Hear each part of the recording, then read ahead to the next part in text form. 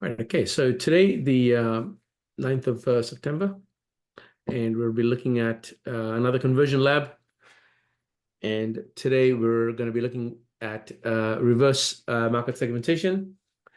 So this came about because I had a meeting today with a lead soak user, and they're in the life insurance space. They've own sales teams and all sorts of stuff. So yeah, reasonably large operation.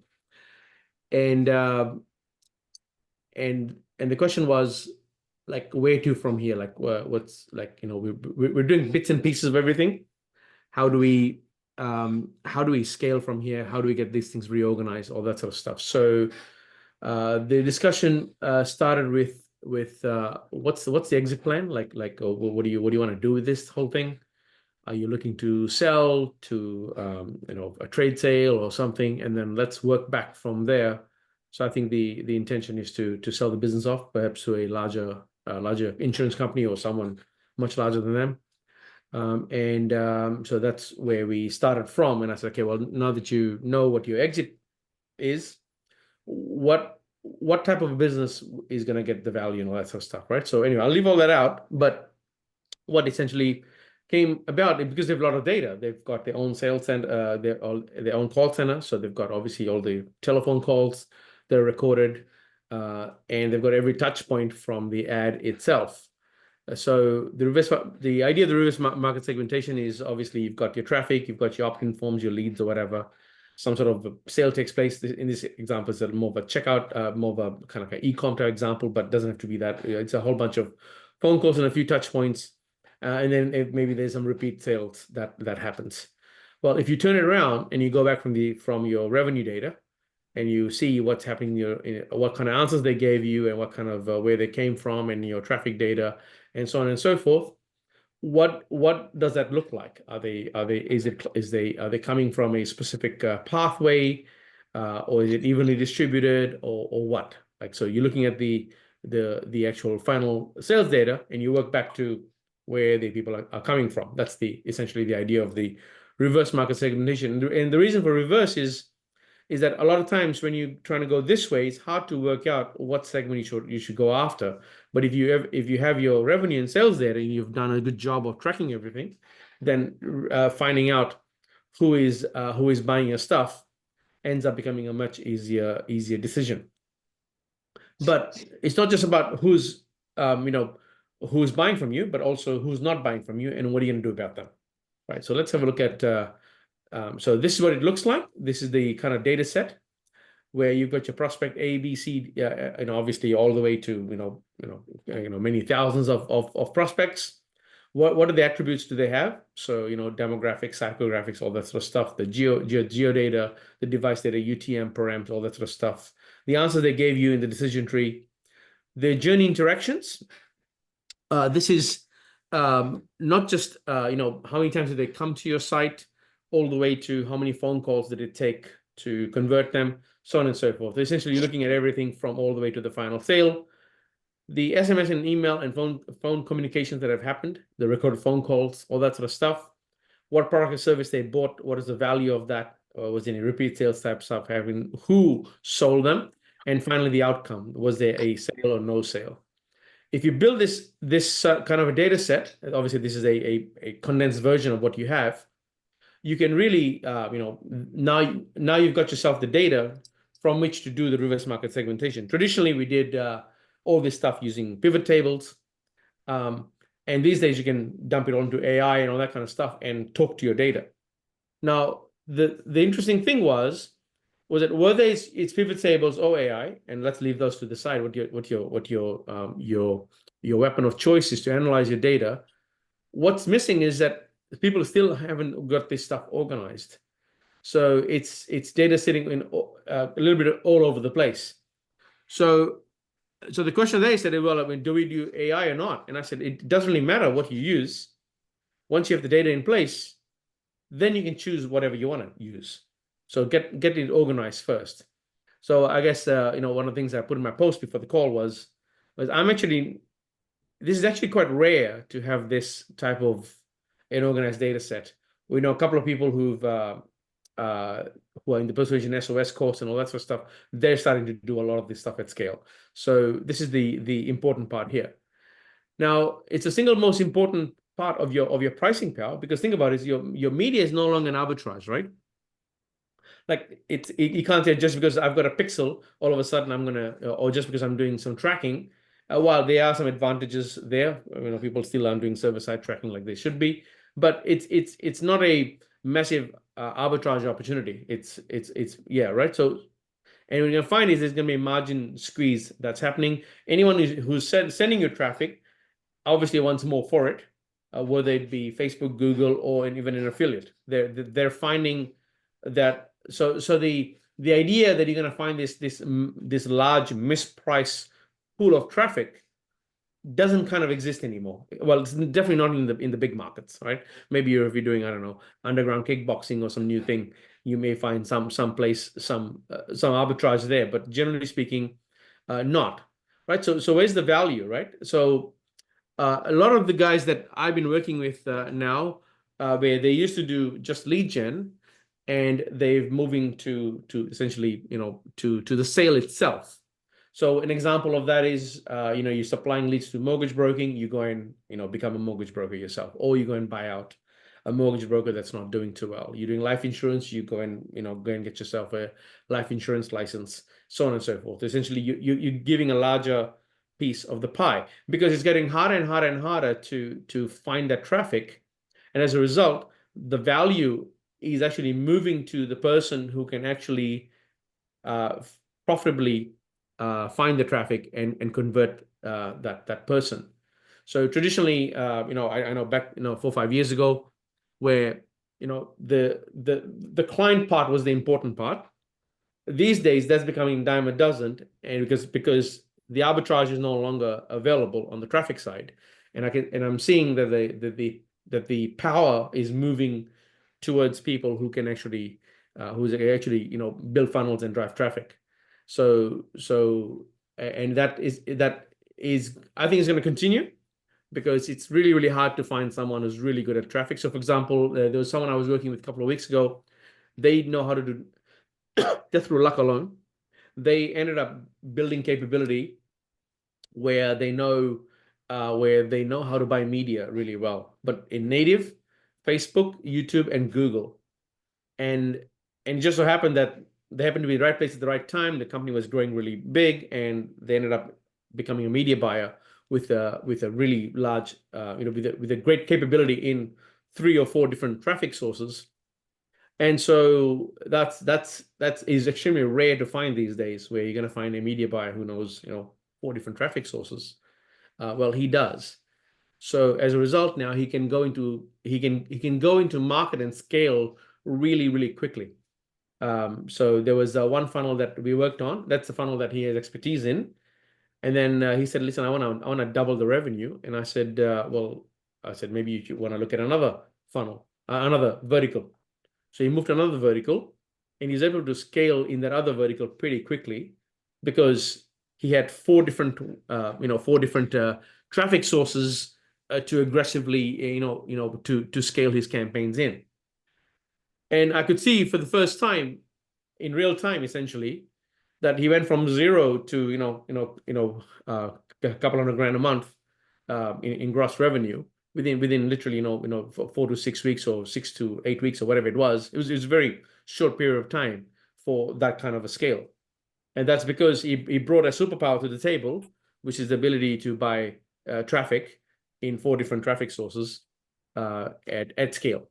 So anyway, so that's I wanted to sort of end or revisit the whole idea of reverse market segmentation and what's available to you now in 2024, especially with the ability to grab the data, track the data, and so on and so forth. Leaving aside all the other benefits you're going to get out of this, because you'll be able to see the market segments that exist inside your data, that allows you to going back into your traffic sources to either build specific funnels for segments that are buying from you, and to build campaigns for segments that are not buying from you. And that's the way in which you can expand out. Right. So that kind of completes my little spiel on on reverse market segmentation. If there's any questions on this, happy to take any questions on this. Hey, Josh, good to see you. Hey, Nick. No questions. I just joined. Okay, yeah, okay, yeah, I'll cool. get Yeah, so the. I just covered how. I'll just repeat it just because here in case hopefully you have a question too. Uh, well, this is something you've been working on actively, which is the ability to collate all the data by the prospect that's coming in, whether the outcome is a sale or no sale, and the ability to have all of the interactions sitting on a per sort of prospect basis. So attributes will be like your demographics, psychographics, all that stuff, the geodata, the device data, UTMs, your DT type data, any interactions that you have across the journey, including the sales side, and what product they bought, and so on and so forth. So the point I was making is that media is no longer an arbitrage, as in everything's getting fully priced. So the way to extract the value is to go and control the sale as well. And unfortunately, most lead gens don't have access to this bottom data, which is what you would need to fully understand what's actually going on. And so the idea of leads conversion is different to sales conversion, actually a very real thing. Yeah, in fact, I think I shared a story maybe a week or two ago where I was working with a lead gen who actually almost lost their client because they were optimizing to get leads for cheaper so they could increase their margin. So an example of that would be, let's say if I'm getting a lead from Facebook at $30, I'm selling them for $60. I'll try a new way of doing my Facebook campaigns, and rather than paying $30 per lead, now I'm paying, let's say, $20 per lead. So I pick up an extra $10 per lead as margin. But the way that ad is being run now, and the messaging of the ad is such that while it's giving you cheaper leads, those leads don't convert for the client.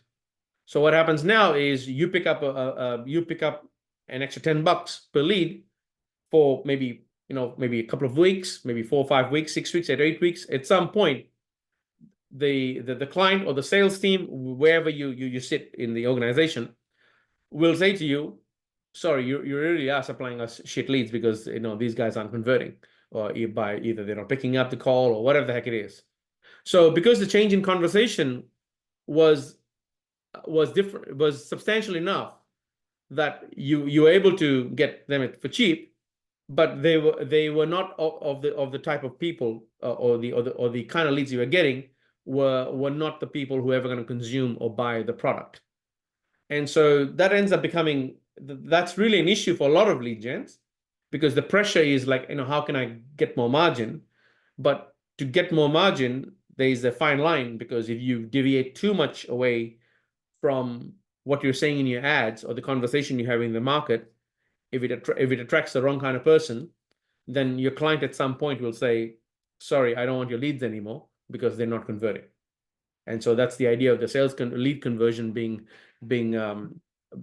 quite distinct from sales conversion. Unfortunately, not a lot of lead gens get the bottom data, so it's very, very hard for them to get that visibility of what's actually happening unless you have a good relationship with your client, or if it's internal, then obviously you have all the access to the data, or be organized enough to get this. And that's the point I was making here, is that that you got to understand that the margin squeeze is happening even from people who are selling you traffic, whether it be affiliates and or the large ad networks. And so the only way to really understand where the pricing power is the person who understands what kind of market segments are buying what. And then that way you can take that back to the marketplace and redo your campaigns based on the segments that are converting. Right. So that was essentially the crux of the whole thing. Hopefully, I covered that better, or in a slightly different way. My second explanation. So that's it. That's sort of like revisiting the idea. So the main thing being this is an ability to build, and I think you're doing this in BigQuery now. Is the ability to track this. Yes. But it's this information that's going to be super important and powerful. Especially where the sale it can happen 4 to 6 weeks, 8 weeks out from selling the lead because of either the dollar value required or just the nature of the product and the legals that you have to go through or whatever it is. Because you can't because the sales conversion is a little bit too late anyway to push the data back into Facebook because it's not like you can push a sale 8 weeks out. So you can't do a server side conversion event 8 weeks out. I think Facebook ignores that. So in practical terms, having that information will allow you to see actually what type of person is actually converting, including what sales agents are converting. That's a really powerful one right there to know who's being able to convert from a sales perspective. And I've shared an example a few times where if you have a large enough data set, you can see that there's a bias towards what type of salesperson connects with what sort of a prospect. And that could be something that's relevant if you're moving lots of data. So anyway, that kind of covers reverse market segmentation. Happy to answer some questions about this. Obviously, sorry, the second part of the whole thing is what do you do with all the data? Well, you can put it into AI and all that kind of stuff, and that's kind of like the easy part now, or a pivot table, whichever way you go. The hard part is not that part. It's not the AI part or the pivot table part. The hard part is building the data set to start with, because obviously there's different systems, and to consolidate everything into the one place ends up becoming quite difficult. So for practical terms, if you're using obviously for leads hook, just pass the lead ID to the client, and that way, if you and when you get the data back from your client, all they have to tell you is the lead ID of the person who converted, as in to bought the product, 4 6 weeks, whenever they bought it. And that's going to be quite important. Obviously, if it's a third-party relationship, then sometimes you will miss out on the SMS and email communication and the phone calls and that kind of stuff. But if you are going to do phone calls, then the recorded phone calls ends up being an extremely valuable part of what's actually going on. I had a small consulting call today where I shared with them a way in which you can do a personalized sales script based on the data you already have about the previous phone calls.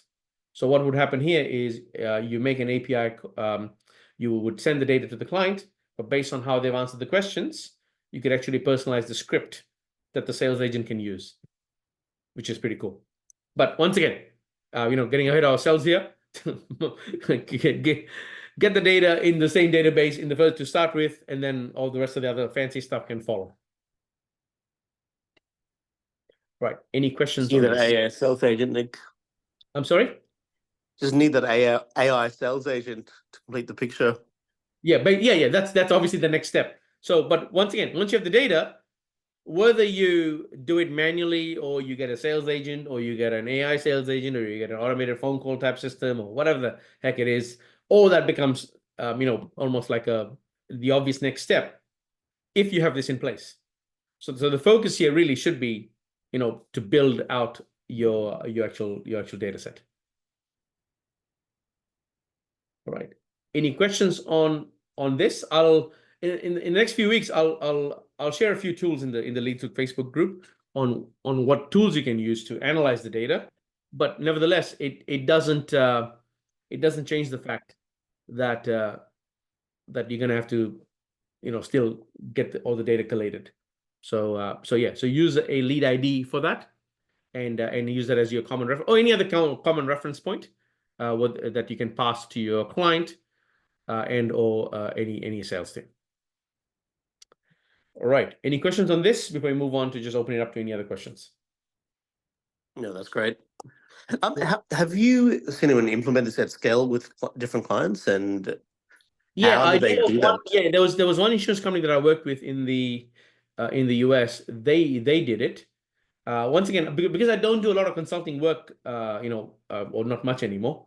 But still, anyone who's a lead gen selling to a client, there's always the tension, right? Of where it's obviously if it's an internal team, then it's much easier to have this win. So the company that I spoke to today, they have their own a call center, all that kind of stuff. So for them, doing this is going to be much easier because they'll be able to, all the calls are recorded, all that sort of stuff. So the challenge is a more of a technical challenge rather than one where they're asking the client to saying, hey, do you mind sharing this with us? And so one of the ways to do it would be essentially to tell them that, listen, we can give you, if you don't give us the data, then, it's this price. But if you give us the data, it's this price. And what you're saying here is that I'm not asking you to send me data I don't already have. I just need a trigger point of whenever the sale takes place of who's actually buying. So to answer the question, very, very few are doing it. Maybe, I don't know, maybe run into one or two people who've been able to get this done at scale. So this is really a almost like a untapped opportunity to do it. But you're right. If you're a lead gen and you are selling leads to a third party, then there is a conflict, a natural conflict in relationship, because your objective as the lead gen is to get most per lead, as in most margin. So you try and buy try and sell the lead for the highest price. Usually, there's some practical limits as to how far the price can go. So then usually the way to do it would be, how do I get that lead for the lowest price possible, but without sacrificing volume, right? And that's the challenge here. While the client is looking for every lead is going to turn into a sale. And so there's now obviously a natural conflict where the lead gen's objective is to maximize the quantity of leads, while the client's objective is not to get the maximum number of leads. The client's objective is to make sure that the highest percentage of people that we are getting the leads for either pick up the call or at least get a contact with them, and or the percentage that ends up buying something, and the dollar value of the sale. So I shared an example when I jumped on the call. There's one situation someone reached out to me recently where someone shared some Facebook trick, so they decided to implement it, and it reduced the acquisition cost on the Facebook side. But 6 weeks later, the client said, sorry, we don't want to buy leads from you anymore because in the last 6 weeks, your leads have not converted for us, or a very small number have converted. So what happened was, the lead gen wanting to maximize margin came up with some new strategies and new, whatever it was, and that gave them a higher margin. But the change in conversation with the market ended up attracting the wrong group of people, which the client could not convert. So a high margin resulted in essentially the end of, or largely an end of a client relationship, which is so, and that's the conflict I'm talking about, that the lead gen wants to maximize the quantity of leads at the highest margin, while the client is not looking for that. So that tension has to be addressed at some point. A lot of the guys that I know that do large volumes, they usually work much more together, where they'll be like, hey, listen, I'll sell you for lead for a certain amount, and then we'll clip you a certain amount on the total revenue or whatever, some metric like that. So what it does, it aligns the lead gen's interest in line with the client interest. And so when you have that sort of an alignment, the lead gen is not necessarily motivated by just the quantum of leads. He's also motivated by the fact that it has to convert for the client. So having that alignment of incentives is actually super important at scale. Makes sense. Yeah. Change the monetization structure that makes it more aligned by default. Correct. Absolutely. Exactly. Yeah. So and that's where the win-win happens. But generally speaking, most lead gens, obviously, they sell a lead at a price, and you're like, listen, if I can get these guys for X dollars less on Facebook or Google, whatever it is, then I'll pocket that margin. But the issue is that you can't deviate too far from who's buying from the client. Otherwise, end of the day, even if your buy price was zero, so you have a margin or undefined margin, your client still want to buy from you because that person doesn't convert for the client.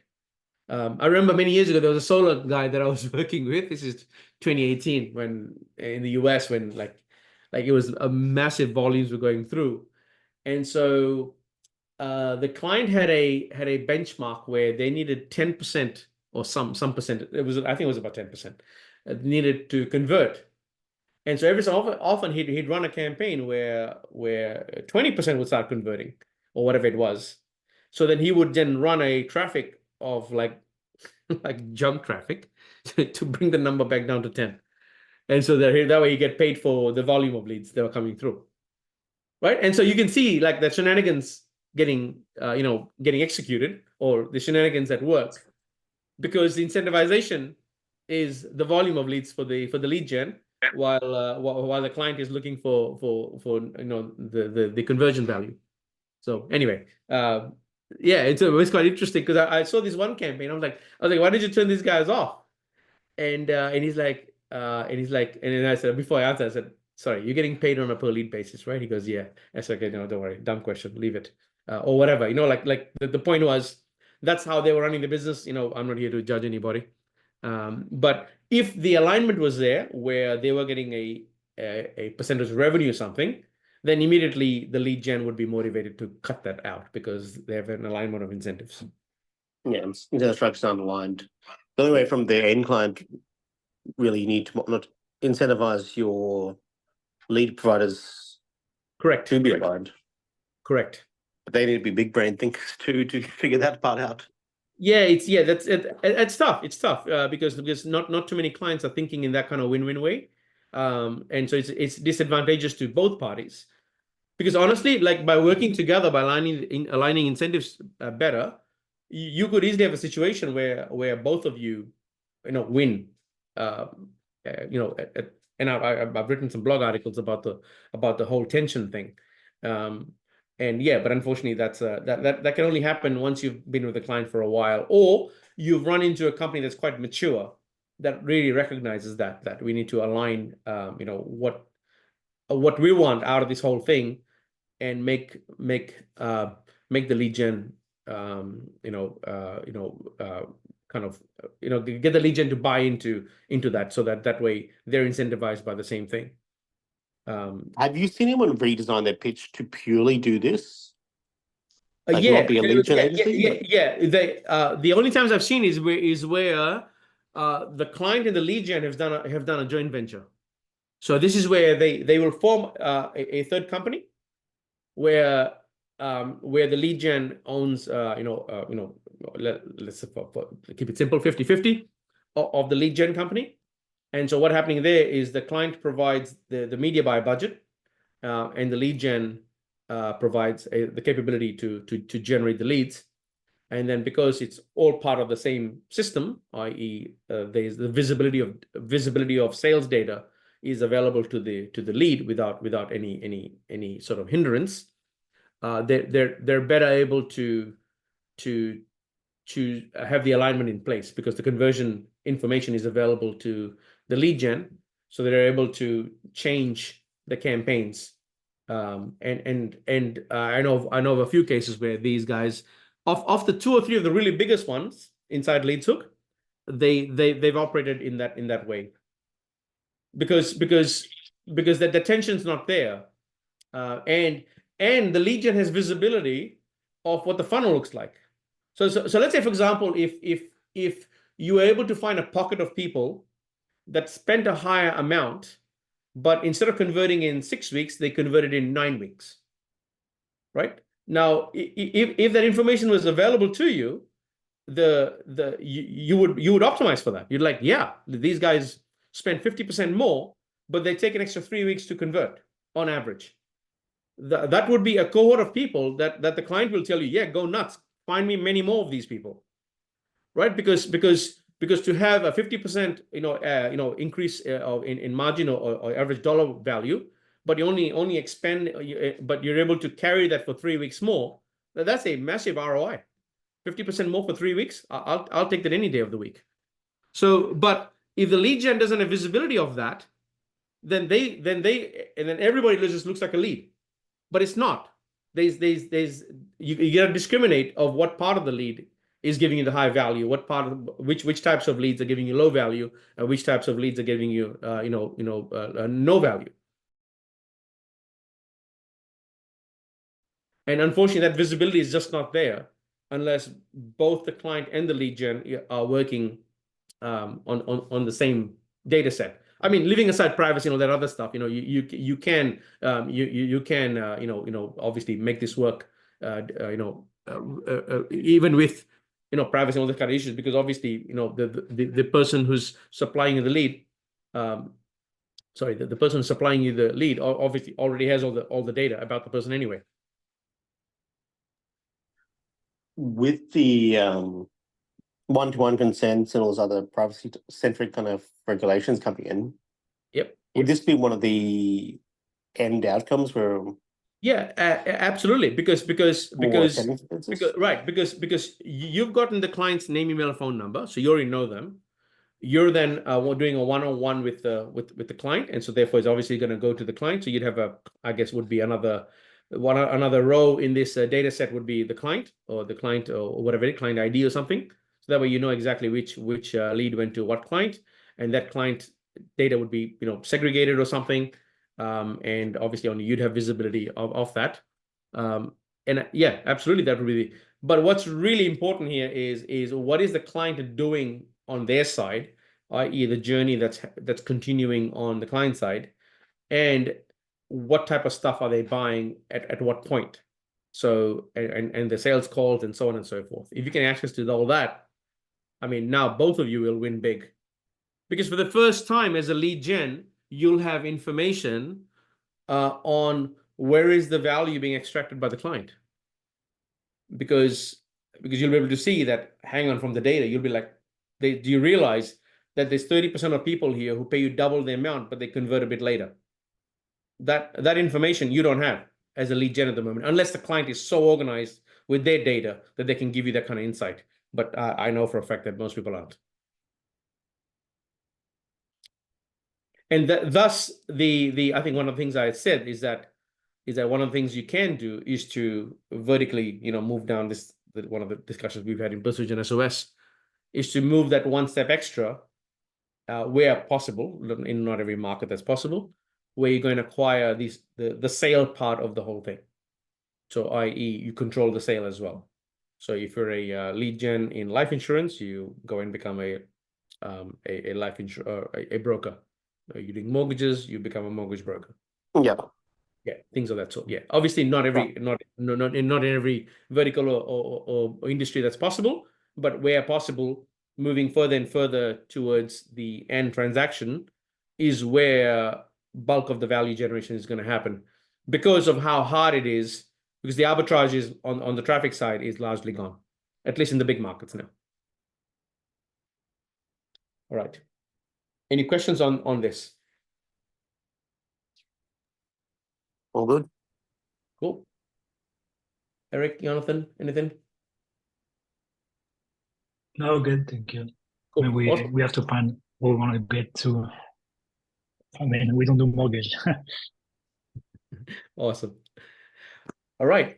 I guess we can open it up to any other questions you might have. If there's anything that's stopping you guys in your campaigns or any discussions you want to have about that. The question I had for you, Nick. Yeah. So Josh, can I get back to you in a day or two? I was just down the prompting rabbit hole today.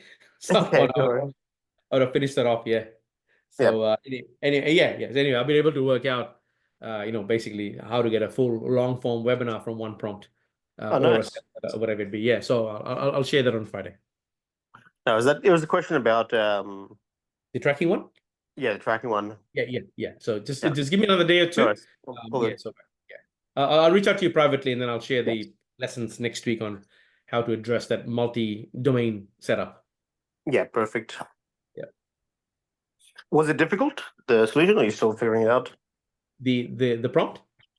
The solution to figure out the multi-domain setup? No. It's not difficult. I just need to find some time to rack my head on it. Yeah, because there's someone that this was a question I know that came about maybe a few weeks ago now, where they've got one DT that they are deploying across multiple domains, because you can, pick any custom domain you want. And each domain is aligned to a client. And so but they want to run everything to one DT. So one DT displayed on multiple domains. So therefore, multiple pixels. Yeah, so we're able to do that by having I mean, it made GTM a bit complex, but it was totally doable. And so this is reminds me a little bit of that scenario, perhaps not with that complexity. So we were able to, achieve that outcome. So I think I should be able to do yours pretty easily. Cool. Very cool. Yeah. All right. Anyone else? Nope. Jonathan, did you have any questions? No, do you, Eric? Eric, how are you? Good. Thanks. I mean, yeah, I mean, we're still trying to get it's taken us a long time. I don't know what it is, but it's taken us quite a while to get some of our offers up and running. Yeah. And I don't know where the disconnect. Actually, I had a meeting today with a life insurance guy. They have they're actually an agency with 10 or 20 people in a call center, all that sort of stuff. And they've always had third parties do their traffic for them, and they're finally bringing it in-house. And it's been actually quite difficult for them to get it off the ground. So your experience is not uncommon. Well, Even for us, Jonathan, why is it where's the disconnect? Because we've got the buyers, we've got a lot of direct buyers, we have a lot of aggregators, and it seems like we're just struggling to get our pages live because we have affiliates that want to run. Oh, okay, So, okay. I don't So know. I don't know where the disconnect Okay. is, and maybe that's why. all right, done. Okay, well, let's talk about that. Jonathan? No, there's no disconnect, Eric. I mean, just need to review it. Like I told you last week. Okay. I mean, we have like so many pages ready that we built, but just need to finalize it. And that's another thing, Nick, right? I don't know. I believe kind of what you've been saying, where there's got to be multiple landing pages. And I think Jonathan, he might believe the same, but he's, we're like, okay, if we have multiple landing pages, how do we set this up so that if traffic is coming from affiliate A, B, C, D, or E, whoever it is, Yep. we can rotate multiple landing pages. All right. Okay, then Right? let's. Without a lot of heavy lifting, because it seems to Nick, us. yeah, he's got the solution. Give him a second. Just before. All right. Let's chat about that. All right. So I'm gonna just make some notes here. Okay. So the first thing to organize is because none of this stuff happens in isolation, right? Like you all have teams you're gonna work with, all that sort of stuff. So I think it's important to be respectful of that and not try and find a solution that the most technical person in the company understands and nobody else gets it. And I've seen a few people get stuck in that bit of a rabbit hole, where what happens is they're quite technical and they can handle a lot of abstract concepts. So they'll build this very complicated setup. And to me, that setup is actually this, where they have one lander with tons of like custom fields. They have one DT with lots of conditional logic. Right? Now, in theory, it's really simple. It's like, oh, well, I've only got one landing page and I've only got one decision tree. The problem here is that you've got multiple traffic sources. You've got multiple multiple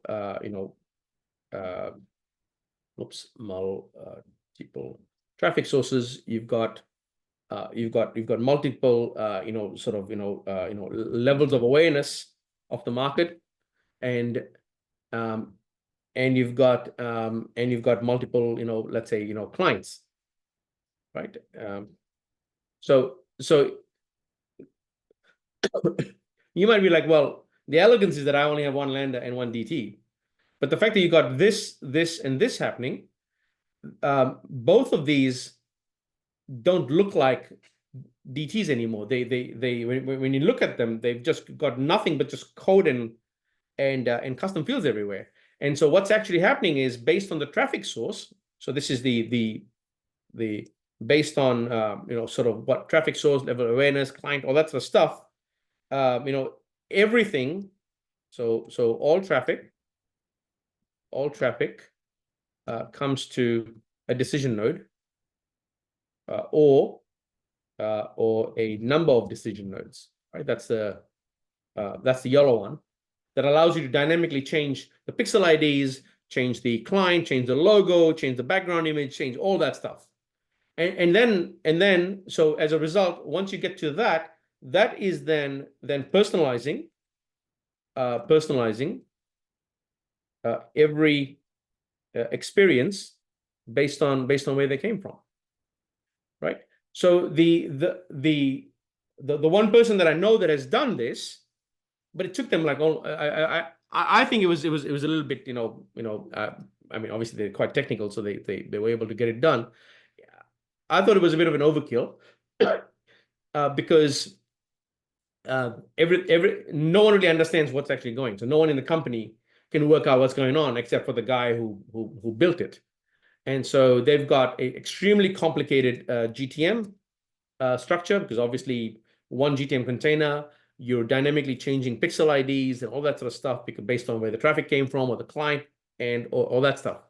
So that's the one scenario where everything, you only have one lander and you got one decision tree, and and that's it, right? So looks simple from the outside, but when you look at the detail, you realize this is going to do your head in, right? So that's the one side. On the flip side, you've got basically one DT and one lander for each permutation, right? That's the other side, where if you've got let's say you've got 10 clients, you're doing 3 traffic sources, and let's say you're doing, I don't know, problem unaware, problem aware, solution aware or something, you'll build one for every person. That's the other side of it, right? And this one here obviously is complicated because you've got many versions of the same thing. So that's the other side. So you've got one, and you got like individualized for every separate, and there are people, and so what's the ideal solution? Probably somewhere in the middle is the answer. But where is it? Are you towards the singular one, or are you towards the many one? That will be largely dictated by how complicated the campaigns you're running, how many traffic sources you're using, and so on and so forth. And so there's obviously a middle ground where you're going to have to find a compromise with not going crazy with hundreds of funnels and hundreds of campaigns, and also not so complicated. You only got one, and then now using tons of conditional logic and custom fields and all that kind of stuff to build out your pages in real time. So I know one person who's done this type. Most people, when they start out, they go at this version, and then things got to get out of hand because they've got 30 clients. They're in 4 different traffic sources. All of a sudden, it's starting to look like a bit of a nightmare. So then they go back to the drawing board and they redesign something. But that's a far easier problem to solve, where you've got this massive complicated setup, and let's simplify it, right? Well, and so, yeah, so that essentially are the 2 extremes you're gonna have. Where you end up is gonna depend on basically the team, and sort of what makes sense for you guys. I think what we're trying to do, to be honest with you, isn't that complicated. Right. Maybe, I don't know. I think it's a few landing pages, Okay. variations of a landing page. The funnel's pretty much the same after the initial landing page. Jonathan, correct me if I'm wrong. And then we have multiple buyers on the back end, right? Which is your distribution part. Different targeting, obviously. But we just want to see what we can do to get, drive the highest, earnings per lead for affiliates, basically, right? Yep. And obviously generate, while at the same time generating quality Okay. traffic. Okay. So if that's the case, then I would actually do this.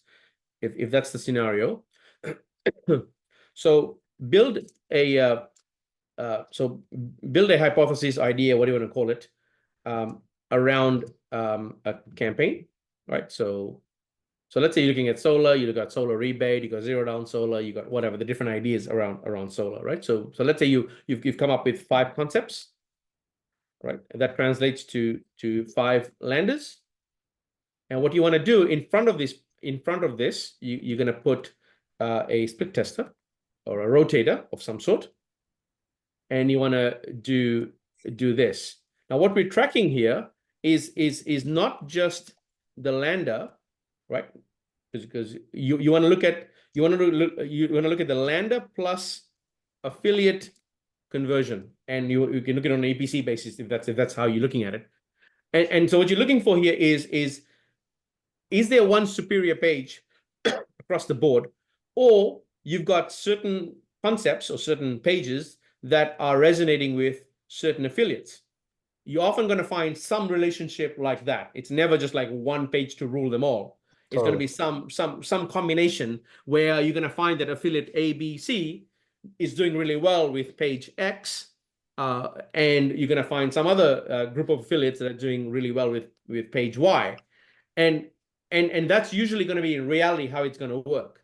So it's important not to be blindsided by looking at just the lander conversion. You want to look at the affiliate plus lander conversion rate. Is that would be the right way of looking at this, and also that gives you insights about, right, we didn't realize that in the marketplace there's actually 3 conversations that actually convert, and so therefore over time you might realize that of the 5 concepts you've got, 2 are rubbish, so you're going to be down to 3, and those 3 are working at scale, and when a new affiliate joins up, you'll split test, you'll rotate them across all 3, and then you can maybe get some feedback to say, oh, okay, you know what, this affiliate, because of the way the style of campaign they run, or the traffic source they're using, or whatever it is, it seems to find a good match to lander, whatever B. And so then that way you would then change that to say, okay, that affiliate, we're going to optimize them for just this, or a better setup would be, you'd be like, I'm going to drive 90% of traffic, 90% of traffic for affiliate X to their preferred page. So that could be page Z, and 10% to a rotator, which is constantly rotating new concepts and ideas, just to find newer winners in the marketplace. And I would be looking at some setup that looks a bit like, because what it's doing is it's optimizing for the affiliate not to run away saying, oh, this guy's offers a shit and nothing's converting for me, because you're quickly able to find, like, what idea or what concept is, or what lander is working for that person. So they're winning, you're winning as well, because you're obviously selling the lead to your client, but you at the same time you're diverting 10% to a bunch of new tests that are coming online, because at some point one of those is going to feed into this one here, as a lander or idea is going to run out at some point. So that way you constantly have a new supply of stuff coming into the market that continues to keep the campaigns fresh. And at scale, you have some setup that looks a bit like this. Does that make sense? Big time. Yeah, yeah. Yep. I mean, I think that's kind of where we're trying to get done. Yeah. I got a question, Nick. I mean, with all the forms that you've seen and decision trees and all this stuff, what yeah, I mean, I'm sure there's one model that works best, like, for forms. Is that like a landing page with the form, like, all the field in there, like in a submit button, or it's like a step-by-step where they ask multiple questions? So at scale, okay, obviously it depends on the market, and so I don't want to make the idea that one type of thing works for everybody. But generally speaking, for large markets such as solar, debt, whatever, those sort of things, it's a multi-step form, a decision tree in this case, leading to this. In fact, there was someone who watched one of the videos, just one of these videos like this one, and they were asking for, so in their situation, they were asking for phone, and then email, right? And I've suggested, since 2016, email and then phone, right? Now, of course, there's going to be maybe there's some exceptions out there where you would go for this approach, but generally speaking, that's the approach you want to take. And the reason for that is because obviously not a lot of people are going to give you a good chunk of the market doesn't quite know you yet, like you, that trust you yet. And so what happens then is just like 2 or 3 emails, gives about 30 to 40% of the people, 30 to 40% will give the phone number just from sending them an email, right? Saying, hey, you know what? We're based in California, yada yada yada. You're literally 1 step away from 5 seconds away from getting connected to whatever the deal is, credit score, debt, solar, whatever. Just enter your phone number, and they click the link. They go to a place where they enter the phone number. Just doing that gives you 30 to 40% of people to give you the phone number that refuse to do it. So what happens then? And so if you have email and phone on the same node, you won't get the email or the phone because they'll look at the phone number and they're like, hey, I don't want to give you that. So this is a really, really easy win. So a setup like this. So usually what happens is you have a core concept or what they're after, after lower power bill, whatever the heck it is. You go from there. Usually for large markets, you have something along the lines of zip or postcode, city, sort of state, something like that. And then you have some question, about their situation. That allows you to learn a little bit, and then you give them a payoff, which is based on your info. You qualify to get whatever ABC, and then a natural conclusion from there is to give us your details. And that's largely the flow of a lot of these multi-step, because it's a conversation, right? So rather than think of them as forms, think of them as a conversation. What kind of a conversation would convince you or would convince anybody? So for me, it's like, hey, you know what? This is for guys who are struggling to lose weight in their 50s. All right, cool. Okay, well, that's me. All right, identify as someone in their 50s who's looking to lose weight. So I click and I say, well, what are the symptoms you're currently facing? You have a hard time sleeping. You blah blah blah blah. You ask a bunch of questions about it. Oh, based on your situation, looks like you're gonna have a hormonal imbalance or a diet imbalance or whatever. And that naturally leads to, because it explains to me a reason why I'm in my current situation and what's the outcome out of this. And that pattern that you have there is essentially what consultative selling is, right? When you go to the doctor, he'll ask you, hey, Jonathan, what are you struggling with today? And so you'll give him your symptoms, right? You're like, oh, my leg hurts, my this hurts, and blah, blah, blah, blah, blah. Oh, based on what you're telling me, looks like, you've got whatever, COVID. So I want you to get onto this, antiviral or vitamins or whatever the heck it is to go fix the problem. And so if you think of it from that perspective, at that abstracted level, pretty much all marketing is actually doing that at some level. Yes, you may have a landing page there, or you may have a decision tree there, you may have an e-com store there, or whatever. But that is largely the Uber pattern, which is something to get my attention, something to pique my interest, something to tell me this is for me, and then leading to give us some information about yourself so we can connect you with the right person to help you. Does that help? Got it. Yeah. Do you have something I wanted to ask, number one, do you have a way so we're getting the leads through the flow, okay? The lead goes directly to us. It's not a CRM, it's a lead speeder. Yep. That redistribute the leads. Yep. How do you get partial field? Like, let's say the customer went all the way to the email, filled in the email, then last step, like you said, it's asking for the phone number and just not ready to give it, so it just dropped. Yeah, sure. I think I've shared this many times in the past. Let me quickly share that with you now. there was one thing, and I'm sure like another one will be. Can you hear me? Yeah, I can hear you. Okay. Like you see how you have like when you open a decision tree, you have like analytics where you can see all the entry, the exit of each node. Yep. How do you build this thing like in Google Analytics so you can see base like the same stuff but filtered by like the source of traffic and Yep. stuff like that? So, okay, I'll share that shortly. All right. So this is the setup you're talking about here. So what I would do, I have my questions, and I'll have my name and email. So obviously I'll ask a bunch of questions about the person. So let's just assume that's multiple questions. And then you would ask for the name and email. So, first name, last name, email, or just first name and email, or whatever it is.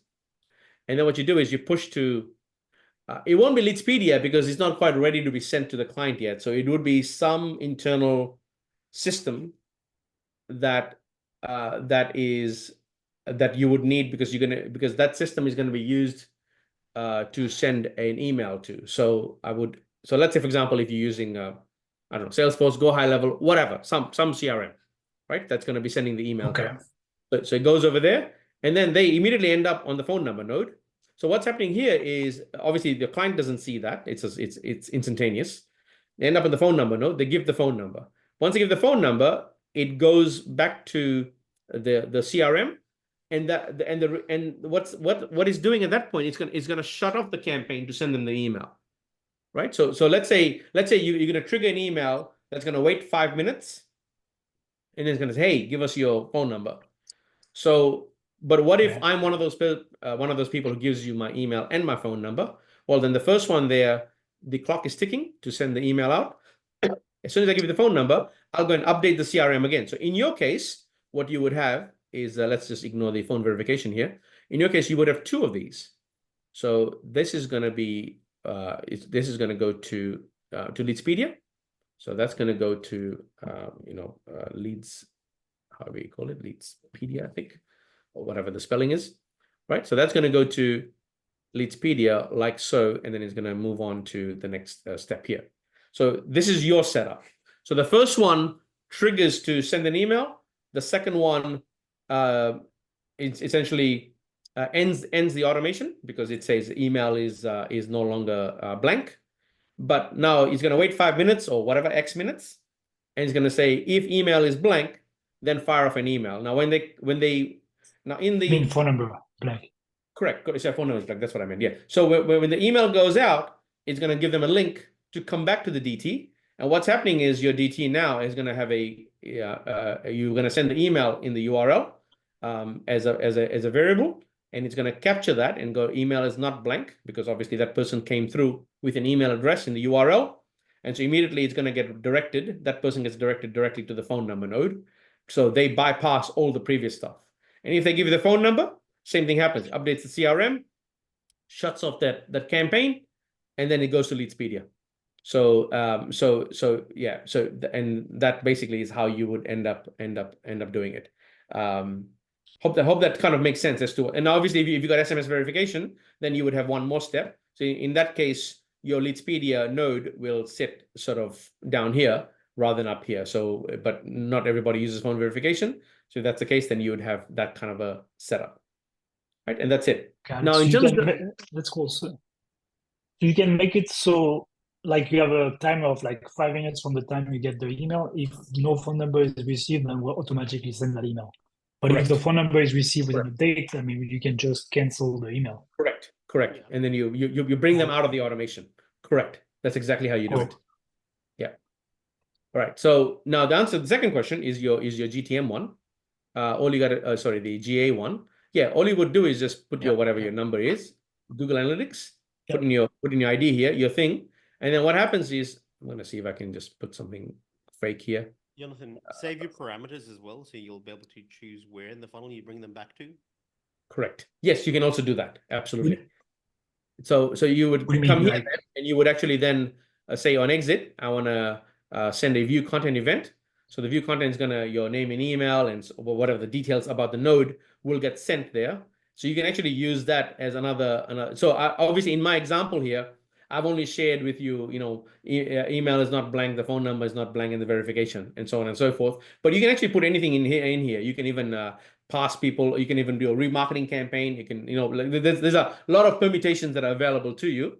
But that essentially is, in a nutshell, is the basic setup. So because you've set it up this way, all this information is going to get passed to GA now. And so you can visualize that. And GA will automatically pick up social traffic, direct traffic, paid traffic, whatever traffic, because you're going to use your UTMs for that.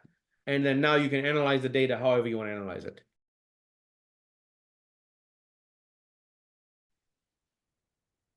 Got it. Yeah. Okay. You can even customize the first node if it's a Correct. email campaign. Correct. Yeah. So Jonathan, just in reality, what you do is you do this actually. So in reality, you do something like this. I'm going to just clone this. This is just a schema where I would actually But do. don't you have to build like a template in Google Analytics to show you the Yeah. the So the data is all end up in GA. You can do whatever you want inside GA to visualize the data. So LeadsLook's job is to pass as much data as you need into GA, and then you set up the templates Okay. and the event flow diagrams and whatever else there is on however you want to visualize that inside GA.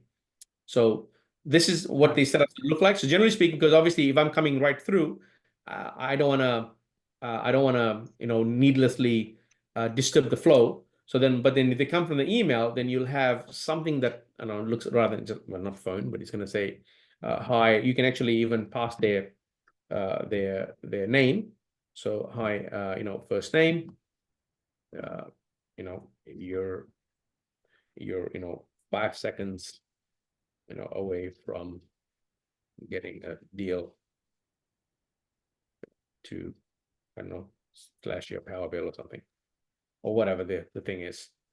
And so now what happens is, and so you would pass the first name and the email in the URL param, and automatically they will come here and they will see a personalized node. So it sets them, because you want to relocate, you want to realign them as to what are they doing here. Hey, congrats. I'm glad you're making decision to slash your power bill.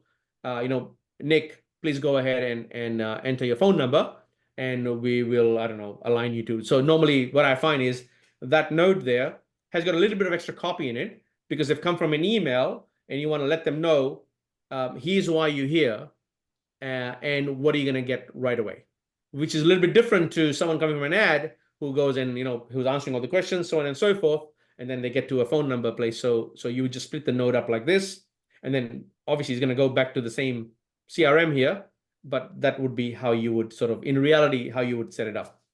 Does that make sense? Yep. Perfect. Makes sense. Yeah. This to me is the easiest win in lead gen, because immediately you're getting 20-30% up to 40% more people who are giving you their phone number just by sending an email. Because think about it, like, let's say I click the link, I end up on a page, I like the idea, and I know I should be doing this, but I don't know who you are, man. What if you're gonna start spamming my phone, blah blah blah. So immediately that trust factor is not quite there. And so obviously over time you start optimizing, the trust factors in place. You can start mentioning sort of, in the DT nodes itself. Usually if you find a node that is not converting, so let's say for example you find your phone number node is getting like 0 conversion or whatever, the secret is not so much to go and fix the phone number. The secret is to start aligning what you're going to do in the future, as in inside the decision tree itself, by adjusting the trust parts well before they get to this node here. So when they get to this node, they're like, oh yeah, I kind of know, like, and trust you a lot more than if you had not done that. So that's usually how you deal with that problem. But it's a presentation for another day. Got it. Cool. Hey, Nick, do you have anybody doing a lot of auto right now in the US? Insurance? Yeah. A lot of the new debt space, there's been some slowdown. So obviously, because interest rates have gone up, so less people qualify, are comfortable. I think real estate is sort of has quietened a little bit. That's not to say there's no transactions, but naturally with interest rates the way they are, the number of people who can qualify obviously is reduced. But yeah, no, but all the markets are working. In fact, there was one. There's a couple of large auto guys. Yeah, they're now things. It's still working, but it's not as buoyant as it was during COVID when Well, the what I'm saying is auto insurance is pretty big here in the US, right? yeah, absolutely. Payouts are a little low, is the challenge. And I'm just curious if you've seen anything and if people are monetizing or if companies are monetizing. Absolutely. Yes. So autos working. Real estate is still working quite well. We've got quite a few high volume guys in real estate. What do you mean real estate's like home services or like mortgage? No. Like buying and selling of real estate. So homeowners looking to buy or sell. Got it. Okay. Yeah. Last thing for me. All the major markets are still working. Look, Nick, a question for you. When those that are scaling in home services, debt, auto, are you finding that they are trying to monetize through, collecting emails like you're mentioning, or are they doing leave behinds with listings of offers of other, auto insurance or debt offers, or are you, because we're seeing some stuff where so most of them, so most of them, at least at volume or scale, they're working with the end buyer personally. So they're not going through an aggregator or a third party. Or if they do have an aggregator, it's for flow on traffic that they can't liquidate with direct clients. So they'll have an aggregator as like the last resort, so to speak. But otherwise they're selling directly to the client. And that makes most sense, obviously, because there's the highest margin to work with. And that usually is the primary one. And then whatever doesn't sell, then they'll go to aggregator. If that doesn't sell, then they'll go to, I don't know, some other back-end service provider, maybe an affiliate network or things of that sort. So that's the order of liquidation is how I'm seeing, generally speaking, in most big markets. And then what about when it comes, that's the last question for me. When it comes to the contact rates, Yep. right?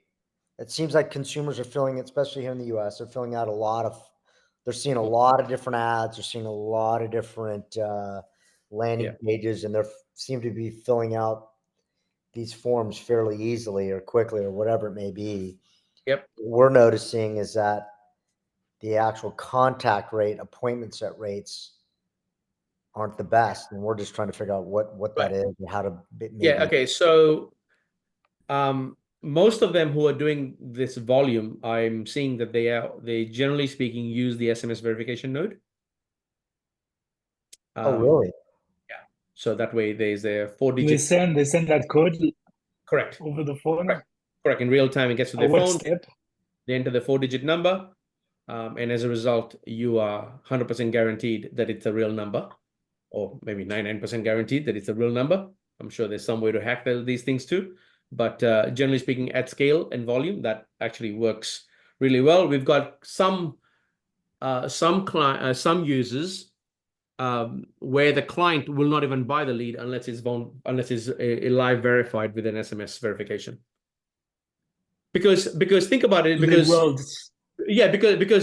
the cost is so high to run a sales team that I don't want to waste any minute trying to dial people who aren't even picking up.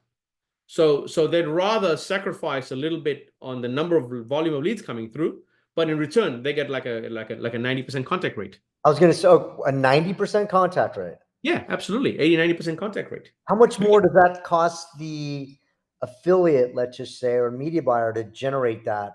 Let's call it a verified lead. Yeah, well, I suppose the flip side of that argument is that there is no business anyway unless you verify the lead. So very true. Yeah, because the client's like, I don't want your shitty leads. I can't get in touch with them. So yeah, there's no business. So wait a minute. Can you 30-second pitch? Yeah. How is this set up with this SMS? Okay, yeah. So what you do is you come over here, you go to integrations. Josh, you guys use it, right? Yeah, we use this. Yeah. So there you go. We You talk after this. I can run you through a few of these things. So what's since you use it, Josh, what's the number? I mean, what do you call that? Number of drop off? Like people who you not Okay, so get I want to back to address you that. on this call? So before Josh answers, I'll give him his version because I've done this, I don't know, hundreds of times now. A lot of people go like, "Oh my God, I'm gonna get a drop off." Now, and that's true if you don't know what to do here. It's all about how do you position that node, right? So for example, I've seen in the US what works is due to data privacy laws, we want to make sure that you're that you are a real person, just straight out outright. People are like, oh yeah, okay, you know what? Of course, this is a legitimate business. Otherwise, they wouldn't be asking me that, right? Or to join the express lane or to expedite get accelerated or expedited claims or whatever, some super fast service. Enter your verify your phone number. And in fact, what it does, it actually makes you more legitimate or appear more legitimate because you want to verify them. And so it's the positioning of that. Now, of course, if you're going to go and buy a native ad campaign where there's tons of bots and crap, then you're going to get a large drop off here. And that's the whole point, is that now the bots and all the crap is getting cut out so that your client's not pissed off saying, listen, idiot, you send me 100 leads, only one guy picked up. Yeah. So, all right, over to you, Josh. Yeah, you pretty much nailed it, Nick. What was your exact question though, Jonathan? I just wanted to know like what's a drop, like just like when the node where you're asking the phone number and people just drop the node because they don't want to fill the phone number. Just want to know like how much because at this point you've already asked them like a dozen questions depending on the funnel. Yeah. So it's generally pretty low. Do you have a good number of people that? Yeah. We also like ask the way we position it in the phone, where we capture the phone, we pre-position that they're going to receive an SMS. So you'll be asked to verify this number, and they also give the option for them to change the phone number if they need to as well. Got it. I mean, usually it's done at the end of the flow, right? Before submit. Correct. Yeah, pretty much at the end of the flow. Got it. And Nick, you have a tool that's already integrated for that with Twilio? Yeah, right here, Twilio. Yeah, just go to Twilio. You just set up your integration, and it's this one right here. So you just enter your SID number and all that sort of stuff, and that's it. And then when you drop the node here, I'm sorry. Yeah. So when you drop Do the you know node, Twilio? I mean, do you? Oh, go ahead. Let's ask you. it allows you to pick the field you want and then integration you've got set up and so on and so forth. We've got another option, which is to resend the code option button. And then we've also got the ability to additional action is like, hey, I'm not interested at this time, or enter an email or whatever, bypass this if you want to offer that as an option. Generally, most people don't, but we added the option in there just in case somebody wants to give them an exit. So resend the code. Change your number usually. Correct. Yeah, correct. Yeah. So the resend additional action. Usually this one is going to be, change. Oops. I want to change my number or something like that. So then that way, that's going to be the button, because obviously they're playing games, right? They're like, oh, I'm going to enter any bullshit number. And they're like, sorry, you can't get through. They're like, oh, oops, yeah, I want to change my number. So you give them that option to go change the number, and then they go change the number, and that's it. So once you've added all this stuff in, it actually talks to. We make an API call to Twilio. Twilio will send them an SMS, and then they'll just receive an SMS. They enter the 4-digit number, and then they move on to, once successful, they'll move on to the next node. Got it. Do you know if Twilio does require you to apply for 10 GLC? It's something that you have to be registered to. Correct. So they do require it. Correct. Yeah. No. Yeah. But that's all part of the process. When you're setting up the account, they'll make you go through whatever, you got to put the organization number in and all that other sort of stuff. But we got hundreds of users using it, so it doesn't seem to be a hurdle to get that approval. But correct. Really, because we did apply for. I mean, we were doing like what is it called, soft pull for credit. What do you call it? Credit consolidation. Yes. And they declined us because it was related to financial and stuff like that. So just okay, all right, okay. I haven't seen any issues, but no one's really brought that up with me. So I'm not quite sure. Once again, I'm not an expert on that particular protocol to get it approved, but I haven't seen too many have issues. But if you're running into any issues, just please just post in the Facebook group, and what I'll do In is the group? I'll tag a few people who. Because I saw it. I mean, they have that finance related issue that they do not want people to use SMS for, and even for leads as well. They're saying, if it's not directly for your company that you're generating the leads, and they don't. I mean, I have to find the text again, but they won't like approve you for 10GLC if that's for somebody else. No, Like third party I've got many users are using it. So, but you know what? Thanks for bringing it up. I'll have a look. I'll make a note of that. Let me just make a note of that. And that way I'll see if I can find the email with a decline please. message that they told us. Yep. He's getting much more compliant. In the land of the free, nobody wants to get sued. Yeah. True. Cool. All right. Okay. All right, guys. Hope that was helpful, and see you same time, same place next week.